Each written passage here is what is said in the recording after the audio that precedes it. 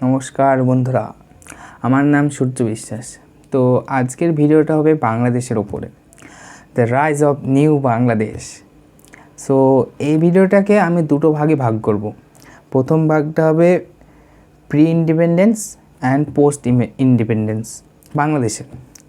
So এই ভিডিওটা প্রথম পার্ট হচ্ছে, আজকে যেটা বর্ণনা করব সেটা হচ্ছে pre independence, the rise of new Bangladesh পার্টের প্রথমে দ্য রাইজ অফ বাংলাদেশ। তো বাংলাদেশের প্রথম কে আবিষ্কার করেছে, বাংলাদেশকে কে প্রথমে বানিয়েছিল, যে ওয়েস্ট বেঙ্গল সহ বাংলাদেশ কে বানিয়েছিল? প্রথমে বানিয়েছিল খিলজি ডাইনেস্টি অফ বেঙ্গল, নাম দেওয়া ছিল খিলজি ডাইনেস্টি অফ বেঙ্গল। এটা ছিল নো রিলিজিয়ান বেসিস, কোনো রকমের রিলিজিয়ান এর মধ্যে ছিল না। ফলে এই বেঙ্গলে মাল্টিকালচারিজম দেখা গিয়েছিল। মাল্টিকালচারিজম অনেক রকমের কালচার দেখা গিয়েছিল। পরবর্তী সময়ে 1757 সালে এই বাংলার হাত ধরেই ভারতে আধিপত্য বিস্তার লাভ করে ব্রিটিশ সরকার।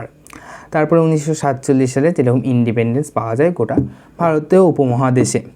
পরবর্তী সময়ে অনেক কিছু হয়। তার আগে এই ভারতের স্বাধীনতার আগে 1940 খ্রিস্টাব্দে বা 1940 সালে মুসলিম লীগ অফ ইন্ডিয়া অর্থাৎ মুসলিম লীগ একটা প্রস্তাব রাখে, ভারতে স্বাধীনতা লাভ করলে ভারতে একটা মুসলিম কান্ট্রি বানাতে হবে। কারণটা কী ছিল না, ভারতীয় উপমহাদেশে মুসলিমরা ছিল মাইনরিটি। তো ওদের একটা ভয় থেকে যেত না, হিন্দুরা হচ্ছে মেজরিটি, যখন তখন কিছু করতেই পারে। এর জন্য মুসলিম লীগ বলল না, আমাদের একটা আলাদা দেশ চাই। তো হবে, আগে স্বাধীনতা লাভ করি, তারপর দেখা যাবে, এইসব বলে কাটিয়ে দেওয়া হয়েছিল। এটাকে বলা হয় দ্য লাহোর রেজুলেশন। এরপরে 1947 সালে যে আমরা স্বাধীনতা লাভ করি, সেই স্বাধীনতার পরে দেখা গিয়েছিল যে কীরকমভাবে দেশকে ভাগ করা হয় রিলিজিয়ানের ওপর বেস করে। তো এর বেশিরভাগ ইফেক্ট পড়েছিল পাঞ্জাব ও বাংলায়। যেরকম পাঞ্জাবের বেশিরভাগ অংশটা বা কিছু অংশটা চলে যায় পাকিস্তানে, এবং বাংলাদেশ এবং যে পশ্চিমবঙ্গ, এদের মধ্যে দুটো ভাগ হয়ে এক ভাগ চলে যায় বাংলাদেশ অর্থাৎ পাকিস্তানে, আর আরেক ভাগ চলে যায় ভারতে। সো এবার 1947 সালে এই বাংলাদেশ বা বাঙালির যেটুকু পার্ট ছিল, এই পার্টটুকু ভাগ হতে চায়নি, পুরোপুরি ভারতে থাকতে চেয়েছিল। এবং ভারতে বিভিন্ন রাজাদের তখন রাজ ছিল, কিন্তু কেউই কোনো দলে যেতে চেয়েছিল না, ভারতেও কিংবা পাকিস্তানেও। পরে সে হায়দ্রাবাদের মতো ক্যাপচার করতে হয়েছিল ভারতকে, গোটা হায়দ্রাবাদকে ভারত ক্যাপচার করেছিল। ওটা বাদ, এখন সাইডে। এবার বাংলাদেশ চেয়েছিল না যে ভাগ হতে, কিন্তু যদিও ভাগ হয়, যদিও পার্টিশন যদি বাংলাদেশের হয়, কারণ ওরাও তো মাইনরিটি ছিল। এবার বাঙালি ভাবলো না যে পাকিস্তানের সাথে যুক্ত হয়ে যাওয়া ভালো, যদি পার্টিশন হয় তাহলে পাকিস্তানের সাথে যুক্ত হয়ে যাওয়া ভালো।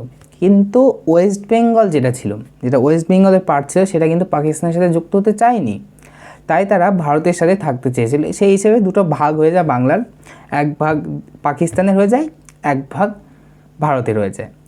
এবার এর ফলে এই পাঞ্জাবে যে ভাগ হয়ে যায় আর এদিকে বাংলার যে ভাগ হয়, এর ফলে 2 লাখ থেকে 20 লাখ মাইগ্রেন্টস সৃষ্টি হয়, এবং ফলে অনেকের মৃত্যুও হয়, বর্ডার ক্রস করার জন্য অনেকের মৃত্যু হয়, অনেক যাওয়া আসার ফলে।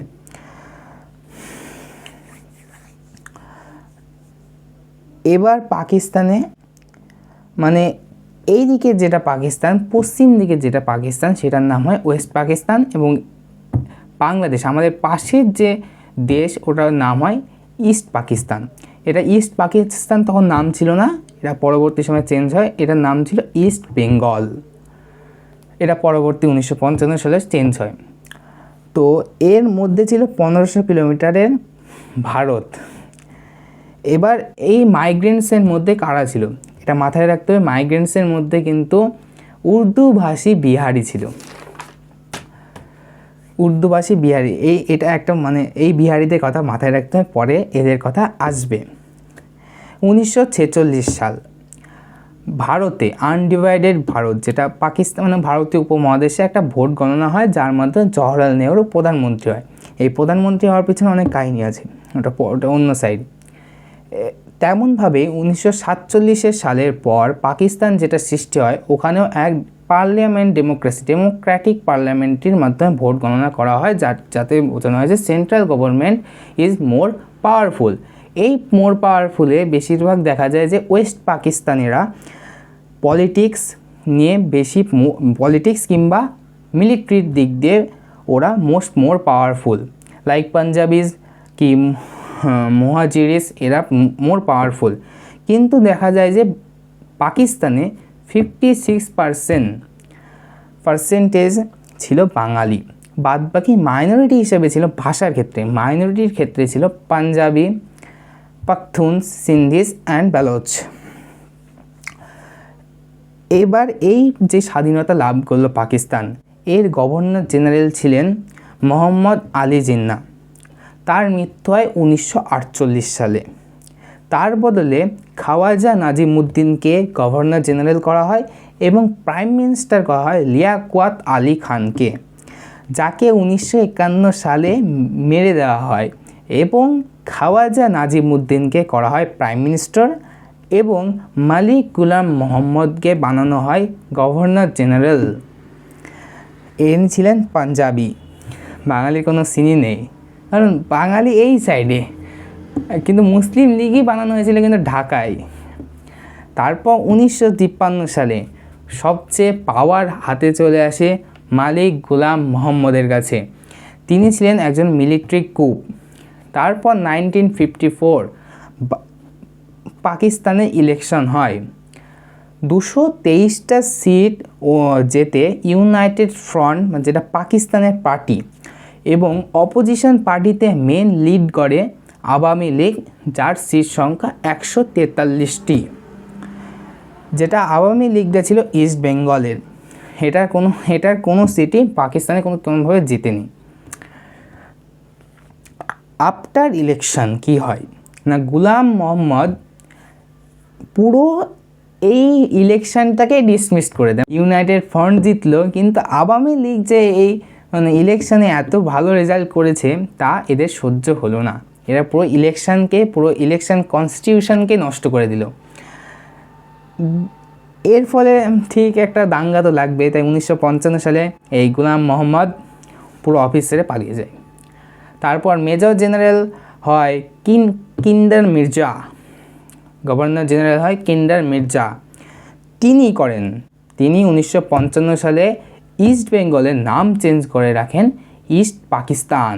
মানে প্রথমে কিন্তু ইস্ট বেঙ্গল নাম হয়নি, প্রথমে ইস্ট পাকিস্তান নাম হয়নি, প্রথমে নাম ছিল ইস্ট বেঙ্গল, পরবর্তী সময়ে নাম করা হয় ইস্ট পাকিস্তান।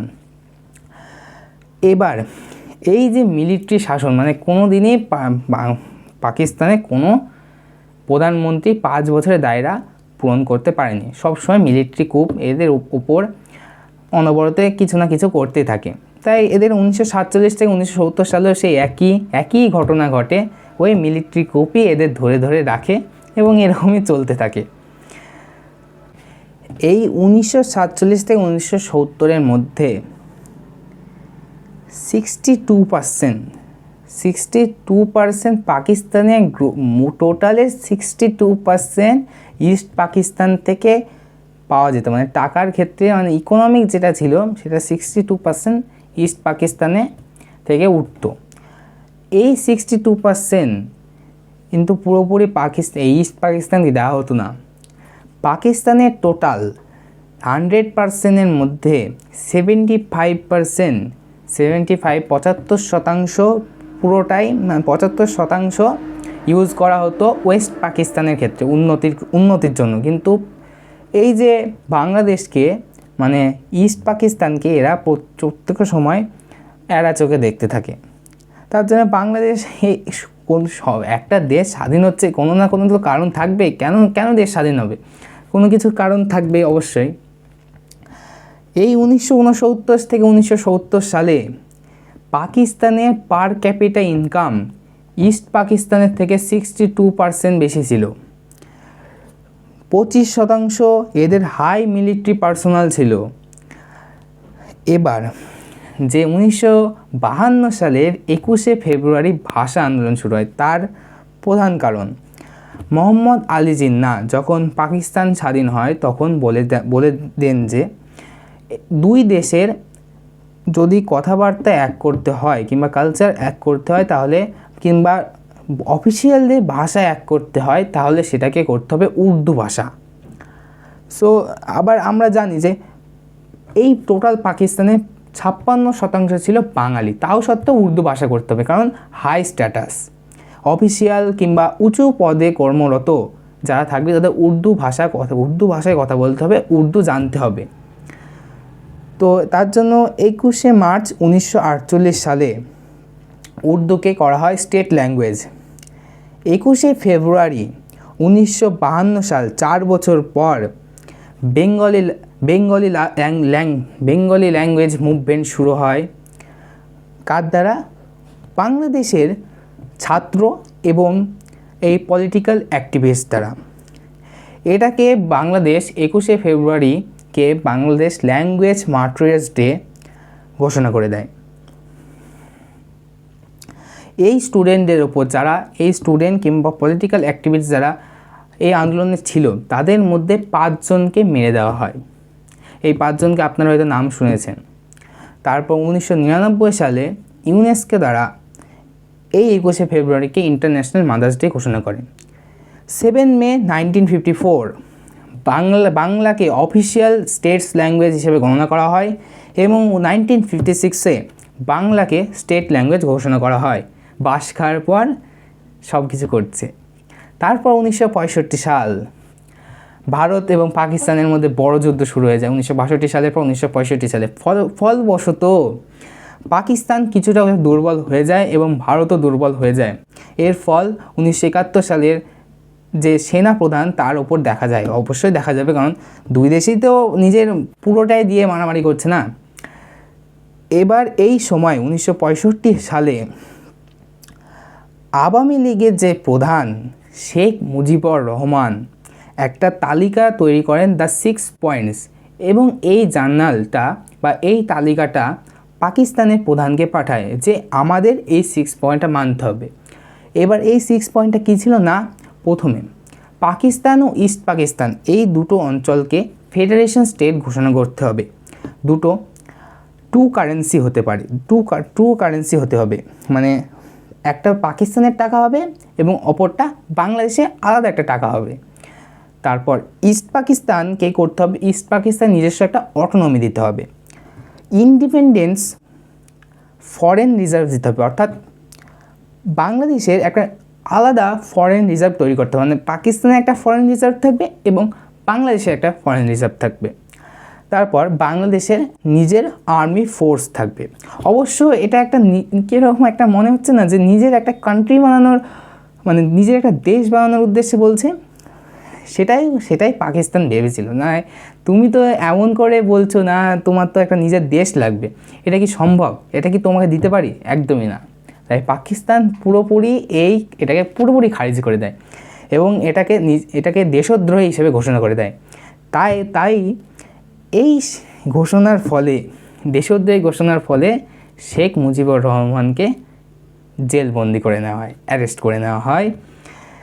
সাথে সাথে শেখ মুজিবুরের সাথে 34 জন হাই অফিসিয়াল, অর্থাৎ কেউ হয়তো উঁচু পদকর্মরত কিংবা শেখ মুজিবুরের ক্লোজ 34 জনকে ঢুকিয়ে নেওয়া হয় জেলবন্দি করে।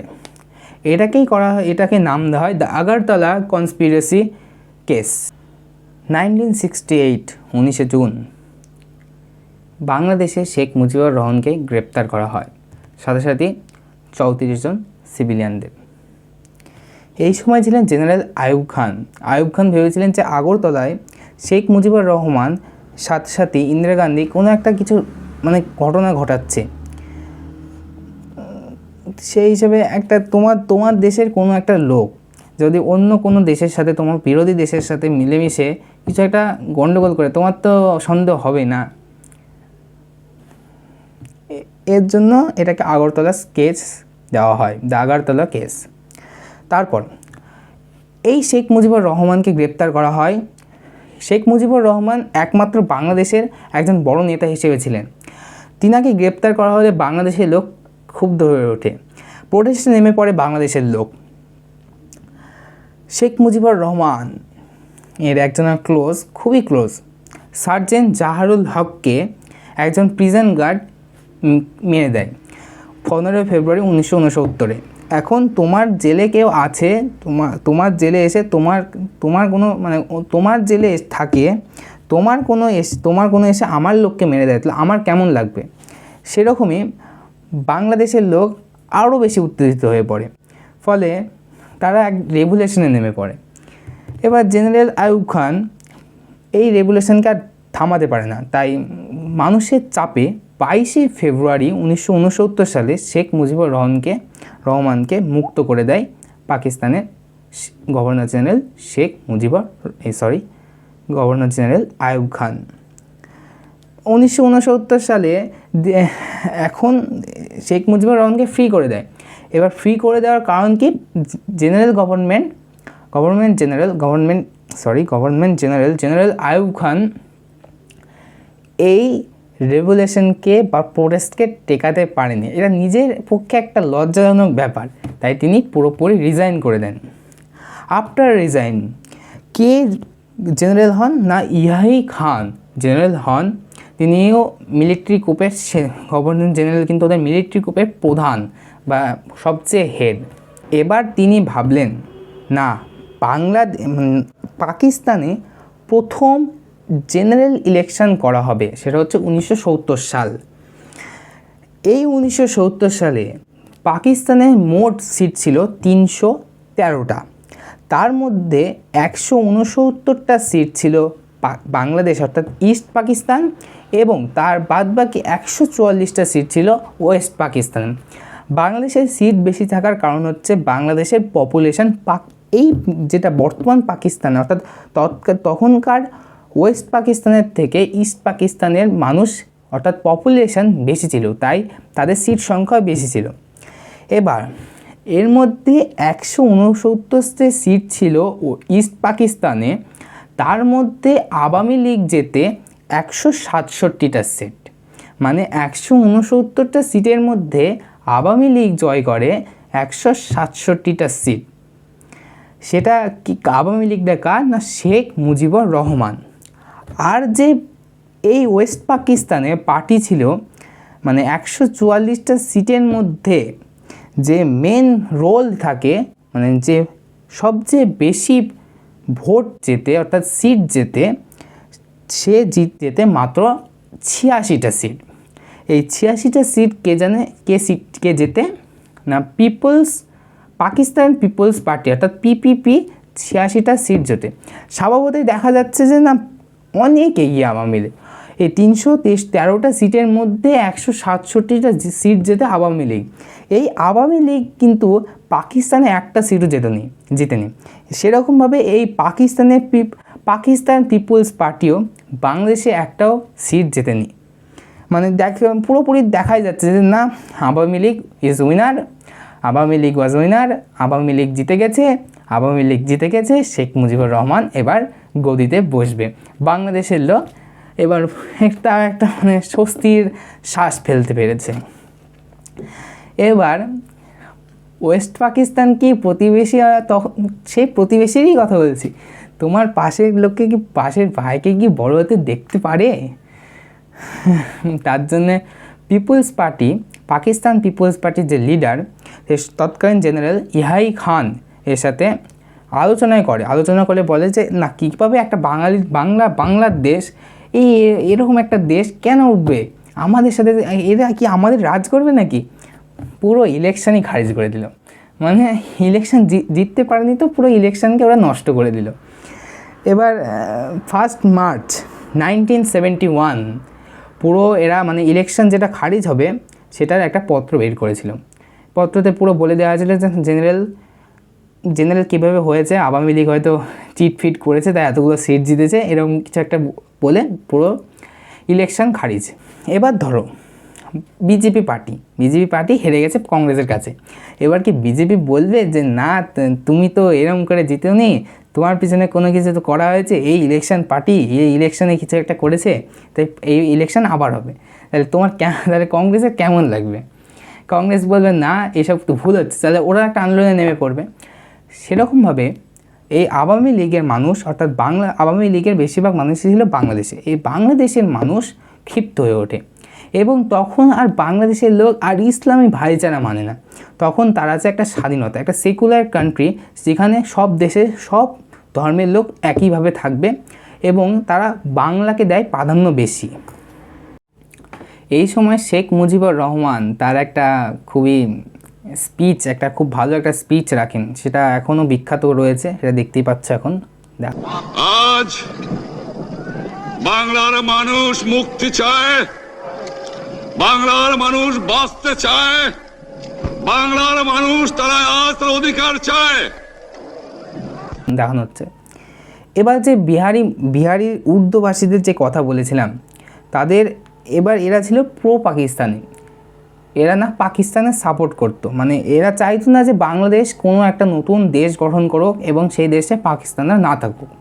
তাই এদের সাথে বাংলাদেশের যারা স্থানীয় বাঙালির সাথে এই উর্দুভাষী বিহারিদের মধ্যে দাঙ্গা লেগে যায়। এই বাঙালিদের মধ্যেও কিন্তু সবাই চাইতো না যে বাংলাদেশ একটা নতুন একটা কান্ট্রি হোক, এরা পাকিস্তান থেকে আলাদা হোক।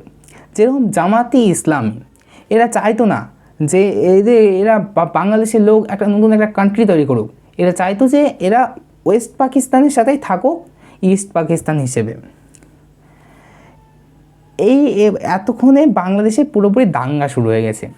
10 থেকে 13 মার্চ 1971 সালে পাকিস্তানের সম্পূর্ণ বাকি এয়ারলাইন্সগুলোকে রদ করে সম্পূর্ণ মিলিটারিদের এয়ারলাইন্সের মাধ্যমে ঢাকায় প্রবেশ করানো হয়। কারণ ঢাকায় এখন বাঙালিরা এত উত্তেজিত হয়ে গেছে না, এদের এখন থামাতে হবে, কিছু করার নেই।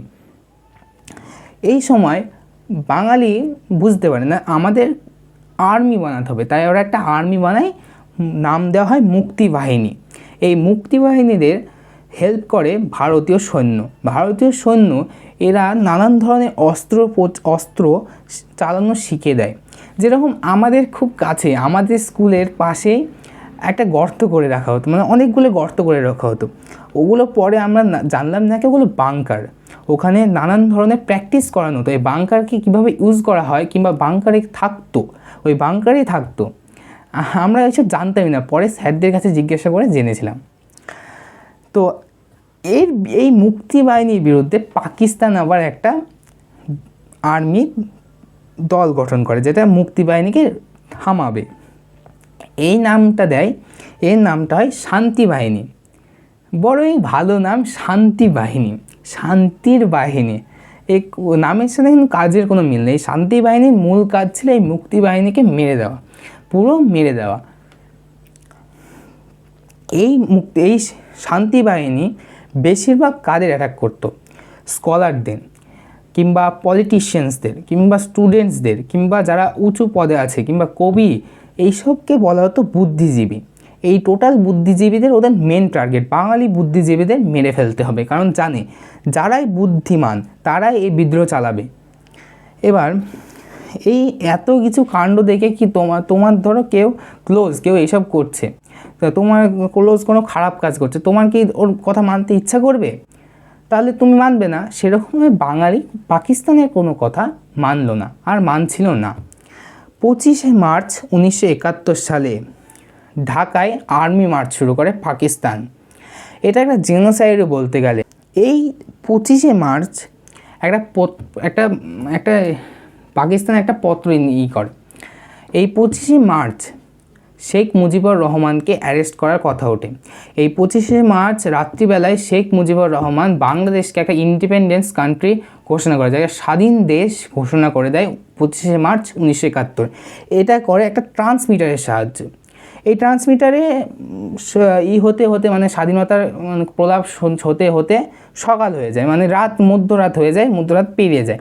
তাই 26শে মার্চ 1971 সালের 26শে মার্চকে বাংলাদেশের স্বাধীনতা দিবস হিসেবে উদযাপন করা হয়। 27 মার্চ 1971 জিয়াউর রহমান ও বাংলাদেশকে ইন্ডিপেন্ডেন্স কান্ট্রি হিসেবে ঘোষণা করে দেয়। 27 মার্চ 1971 সালে রাত্রিবেলায় ঢাকায় অ্যাটাক করা হয়, ঢাকা বিশ্ববিদ্যালয়ে অ্যাটাক করা হয়। প্রায় 7000 ছাত্রছাত্রীদের পুরোপুরি মেরে দেওয়া হয়, পুরোপুরি একদমই মেরে দেওয়া হয়, জেনোসাইড করা হয়। মোট 30,000 বাঙালি এই এক সপ্তাহে মারা যায়, মোট 30,000 বাঙালি এই এক সপ্তাহে মারা যায়। এই খবর যদি ইউএন নেশনে যায় তাহলে, কিংবা অন্য ইন্টারন্যাশনাল কিছুতে হয়, তাহলে কি ইন্টারন্যাশনালে এত বড় জেনোসাইড কি এত বড় জেনোসাইডের কি পক্ষে হবে? তার জন্য পাকিস্তান পুরোপুরি এই সম্প্রচার ব্যবস্থা, ব্রডকাস্ট রেডিও সম্পূর্ণ নষ্ট করে দেয়, সম্পূর্ণ সব কিছু অফ করে দেয়। একজন ছিল মিলিটারি অ্যাপয়েন্টেড জার্নালিস্ট অ্যান্থনি ভাস্কারেন্থাস, তিনি ইউনাইটেড কিংডমে পালিয়ে যান এবং 13 জুন 1971 সাল তিনি এই জেনোসাইডের কথা বলেন এবং এই জেনোসাইডের পেপারটা বেরিয়ে এটা ইন্দিরা গান্ধীও পড়েন এবং তিনি এটা দেখে মোটিভ হন, কারণ বাংলাদেশকে স্বাধীন করতে হবে। 10 এপ্রিল 1971 সাল কলকাতায় শেখ মুজিবুর রহমানকে প্রেসিডেন্ট ঘোষণা করা হয় এবং জালাউদ্দিন আহমেদকে প্রাইম মিনিস্টার করা হয়। 1971 প্রচুর রেফিউজিস, বাংলাদেশের প্রচুর রেফিউজিস ভারতে আসছিল। 28 এপ্রিল 1971 সাল ইন্দিরা গান্ধী দেখলেন যে এই প্রচুর রেফিউজিসকে আটকানোর চেয়ে বাংলাদেশে সরাসরি অ্যাটাক করে বাংলাদেশকে স্বাধীন করায় বরং কম খরচে হয়ে যাবে, কারণ এই এতগুলো রিফিউজিসকে ভারতে নেওয়া যাবে না। তাই ইন্দিরা গান্ধী তৎকালীন যে সেনাপ্রধান স্যাম মানেকশরের কাছে গেলেন। এবার কদিন আগে, আমি আগেই বলেছিলাম, কদিন আগে ভারত যুদ্ধ করে উঠল এবং এই তৎকালীন খুবই সংকীর্ণ সময়ে যুদ্ধ প্রস্তুত করা খুব একটা কঠিন কাজ বলে স্যাম মানেকশর প্রথমে মানা করেছিলেন। তবে ইন্দিরা গান্ধী তাকে বলেছিলেন যে আপনার যখন সময় হবে বা আপনি যখন ঠিক ভাববেন তখনই অ্যাটাক করবেন। এইভাবেই প্রথম ইন্দিরা গান্ধী স্যাম মানেকশরকে জানায়। 3 ডিসেম্বর 1971 সাল পাকিস্তান ভারতের পশ্চিম দিকে অ্যাটাক করে। নাম কি দেওয়া যায়? The Genghis Khan operation Genghis Khan. এটা পাকিস্তানের মাধ্যমে করা হয়, কারণ পাকিস্তান জানতো যে না, ভারত বাংলাদেশকে নিজের সেনা দিয়ে হেল্প করবে, এটা পাকিস্তান প্রথমে বুঝে গিয়েছিল। তাই পাকিস্তান ভেবেছিল যে প্রথমে এই ভারতকে একদিক দিয়ে অ্যাটাক করে এইটুকু এরিয়া যদি ক্যাপচার করে নেওয়া হয় তাহলে পাকিস্তান যখন একদিকটা দুর্বল করে নিলে অন্য দিকটা ঠিক দুর্বল হয়ে যাবে ভেবেছিল। কিন্তু স্যাম মানেকশর বা ইন্দিরা গান্ধী সেটা জানতো যে পাকিস্তান এরকম কিছু একটা প্ল্যান করবে। তাই ভারত রেডি না থাকা সত্ত্বেও ওখানে যে সৈন্য ছিল, ওই সৈন্যর ব্যাপারে একটা কাহিনী আছে। ওই সৈন্যগুলো পাকিস্তানের যে সৈন্যদের আটকে রাখতে পেরেছিল এবং বাদবাকি যে সৈন্য সেটা বাংলাদেশে পাকিস্তানকে ক্যাপচার করছিল। 4 ডিসেম্বর 1971 সাল ইউএন অর্থাৎ ইউনাইটেড নেশনে পাকিস্তান যায় এবং সেখানে প্রস্তাব রাখে যে ভারত তো আমার দেশের কিছু অংশ দখল করে নিচ্ছে, কীরকম একটা জঙ্গি অ্যাটাকের মতো কিছু একটা সৃষ্টি করার চেষ্টা করছে। তাই ইউনাইটেড স্টেটস অফ আমেরিকা যেটা পাকিস্তানকে সাপোর্ট করেছিল, ইউনাইটেড কিংডম সেটা পাকিস্তানের সাপোর্ট। আমরা এই নিয়েও একটা কাহিনী আছে, এটা নিয়েও একটা কাহিনী, খুব একটা বড় বড় কাহিনী, এগুলো সব খুবই সংক্ষিপ্তভাবে বোঝাচ্ছি। বোঝানো আমি কে, আমি তো খালি শোনাচ্ছি। এই United states of America, UK কিংবা চায়না, এরা পুরোপুরি পাকিস্তানের সাপোর্টে। এরা বলেছিল না ভারতকে এখনই সিজ ফায়ার করতে হবে, কিন্তু আমাদের যে উপরে সোভিয়েত ইউনিয়ন, সে কিন্তু এই ইউনাইটেড নেশনের কথা রাখতে পারেনি এবং বলেছিল না আমরা বাংলাদেশের সাপোর্ট, আমি ইন্ডিয়ান সাপোর্টে থাকবো। 6 ডিসেম্বর 1971 সাল ভুটান প্রথম যে দেশ, সে বাংলাদেশকে রেকগনাইজ করে এবং পরবর্তী সময়ে একই দিনে ইন্ডিয়াও বাংলাদেশকে রেকগনাইজ করে। 12 ডিসেম্বর 1971 সালে পাকিস্তান যায় ইউনাইটেড নেশনে, না ভারত পুরোপুরি আমার কাছ থেকে একটা অংশ নিয়ে নিচ্ছে, তাহলে আপনারা কিছু করছেন না, আপনাদের কোনো কিছু দায়বদ্ধতা নেই, আপনারা কি তাহলে? এই এত সময়ে এতদিনে ইউনাইটেড কিংডম এবং ফ্রান্স পুরোপুরি পাকিস্তানের ওপর থেকে হাত সরিয়ে নিয়েছিল, কারণ পাকিস্তান পুরোপুরি বাংলাদেশের ওপর জেনোসাইড চালাচ্ছে। যখন তারা জানতে পেরেছে যে 30,000 জনকে বাঙালি 30,000 বাঙালিকে পাকিস্তান সৈন্য পুরোপুরি মেরে দিয়েছে, তাহলে কি এটা রাখা যায়? পুরোপুরি বেছে বেছে পাকিস্তানকে বাংলাদেশের লোককে মারা হচ্ছিল। এই রাজাকার বাদ দিয়ে, এই রাজাকার নিয়েই বাংলাদেশে কিন্তু প্রোটেস্ট, এই রাজাকারদের ছেড়ে পুরোপুরি বাংলাদেশের লোককে কিন্তু মেরে দেওয়া হচ্ছিল। এবার তখনকার তৎকালীন ডেপুটি প্রাইম মিনিস্টার এবং ফরেন মিনিস্টার যিনি ছিলেন জুলফিকার আলী ভুট্টো, তিনি যান নিউ ইয়র্কের ইউনাইটেড নেশনে। তার 4 দিন সময় লেগেছিল এই নিয়ে কথা বলতে। ততদিনে কিন্তু অনেক কিছু হয়ে যায় এদিকে। এবার 16 ডিসেম্বর 1971 সালে ভারত, এই যে ঢাকা ছিল, ঢাকাতেই ছিল কিন্তু সৈন্যপ্রধান, পাকিস্তানের সৈন্যপ্রধান ঢাকাতে ছিল, পুরো ঢাকা কিন্তু ক্যাপচার করে নেয়। এই ঢাকা ক্যাপচার করে নেওয়া হয়েছিল পুরো ইন্ডিয়ান আর্মি পাকিস্তানের সৈন্যপ্রধানকে 30 মিনিট সময় দিয়েছিল সারেন্ডার করার জন্য। এই 30 মিনিটের মধ্যেই পাকিস্তান সারেন্ডার করে দেয়। ততক্ষণে ইউনাইটেড নেশনে কিন্তু এইসব কথা চলছে, এবং ইউনাইটেড নেশনে কথা বলতেই যখন জানতে পারে যে প্রাইম মিনিস্টার তখন জানতে পারে পাকিস্তানের যে আমাদের সৈন্য আর নেই, আমাদের সৈন্য ইন্ডিয়ার হাতে এরকম করে দিয়েছে, সারেন্ডার করে দিয়েছে, তখন পাকিস্তান এই একটা সিন দেখানো যাচ্ছে যে পাকিস্তানের প্রাইম মিনিস্টার কীভাবে নিজের এরকম করে ছিঁড়ে পালিয়ে এসেছে, ধরতে গেলে অপমানজনক মুখ নিয়ে পালিয়ে এসেছে। তারপর এটা ছিল বাংলাদেশের প্রি ইন্ডিপেন্ডেন্স কাহিনী। এরপর 1972 সালে সিমলা এগ্রিমেন্ট হয়। সিমলা এগ্রিমেন্টে কি বলা হয় যে ভারত এই 93,000 সৈন্যকে ঘুরিয়ে দেবে, সাথে 13,000 যে বড় কিলোমিটার পাকিস্তানের দখল করেছিল সেটাও পাকিস্তানকে ঘুরিয়ে দেওয়া হবে। তার বদলে পাকিস্তান বাংলাদেশকে অ্যাজ এ কান্ট্রি হিসেবে ধরবে, মানে অ্যাজ এ কান্ট্রি, মানে পাকিস্তানও তখন বলবে না যে এও একটা বাংলাদেশ, মানে মানে আমরা পুরোপুরি বাংলাদেশকে ছেড়ে দিয়েছি।